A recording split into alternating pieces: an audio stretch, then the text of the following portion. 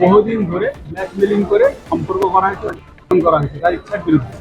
এই অভিযোগটা থানা পেয়ে সিউড়ি থানা পেয়ে কেস রিভিউ করে, যার সিউড়ি পিএস কেস নাম্বার 328/26 এবং বিএনএস এর 64(2), 64(79) এবং 351(3) এই ধারায় অভিযোগ লিপিবদ্ধ করে এবং তদন্ত শুরু করে। আসামিকে গতকালকে ওই রাত্রি 9:45 নাগাদ সকাল সিউড়ি সদর হসপিটাল থেকে অ্যারেস্ট করে এবং তাকে আজকে সিউড়ি কোর্টে চালান দেয়।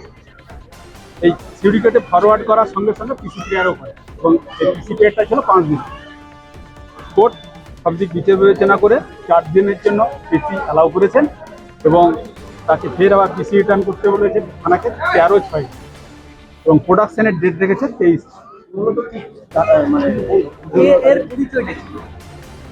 এই যে অভিযোগ, তার নাম হচ্ছে জার্মান খান। সে হচ্ছে সিউড়ি সদর হাসপাতালের সুপারভাইজ কাজে নিযুক্ত। সেটা নয়, সুপারভাইজ কাজে নিযুক্ত নাকি জার্মান। এই হচ্ছে মূল। আমার নাম মুক্তা হোসেন, এসিপি জেমস হাসপাতাল সিউড়ি।